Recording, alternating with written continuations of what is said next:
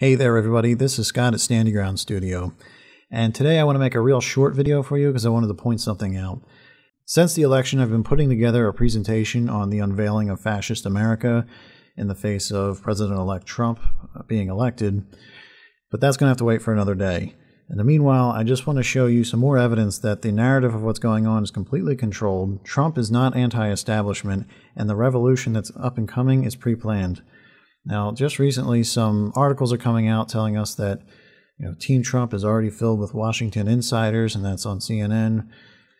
NBC News has basically the same story, and then over here on the Free Thought Project, they're talking about all the very much establishment people who are going to be in his cabinet, and they quote Zero Hedge on that too. And I'm just pointing those out because get ready to take notice of the endless contradictions in every narrative that's coming up. So I've said time and again on this channel that one, we're exposing the old guard in politics and business here at home and abroad. And the revolution that is up and coming is pre-planned and clearly a part of our programming. So I have a video that was just uploaded by RT. I'm going to play it back for you in a moment. It's all about the rise of the revolutionary right all across Europe in the wake of the US elections. Now, as you listen to it, pay attention to the language that they use.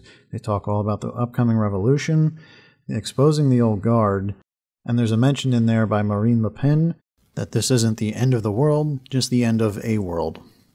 Again, this is not a full argument I'm making right here, it's just more evidence of what I've constantly talked about on this channel. And that'll be it. I'm going to sign off from here. Thank you very much for listening. If you haven't already, subscribe to this channel, share the video. Please stay vigilant in the days ahead, and God bless.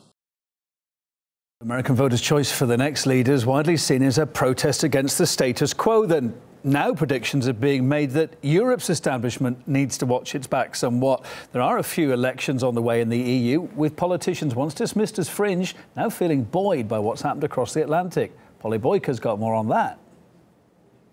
When Britain went Brexit, the fuse was lit.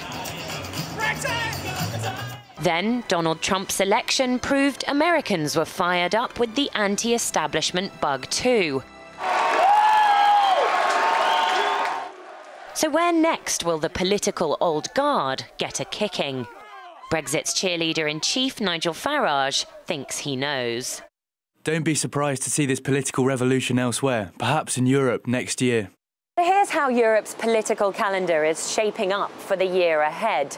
Elections for the presidency in France and the Czech Republic, German parliamentary elections, and another independence referendum in Catalonia. They're all potential hazards for Europe's political establishment, leaving it susceptible to yet more nasty surprises. Enthused by Trump's success, French right-wing leader Marine Le Pen hopes to inflict a blow at next year's presidential election. What happened tonight is not the end of the world, it's the end of a world. The Americans now have a president they chose, and not the one wanted by the establishment. Before Wednesday, Le Pen's chances were dismissed as slim. Now, French pollsters talk of President Le Pen as a genuine possibility.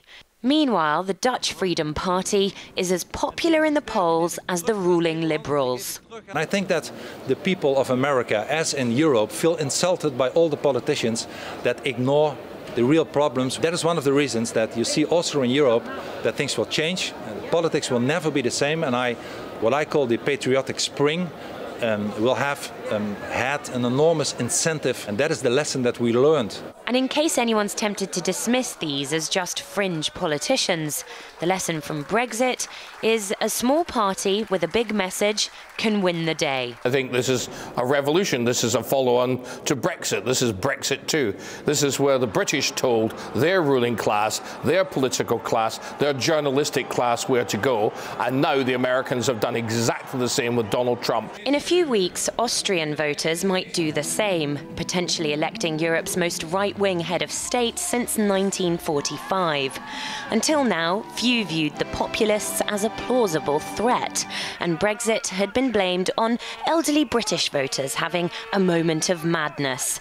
Now that Trump's victory is sealed, the message to continental Europe is that change can come anytime.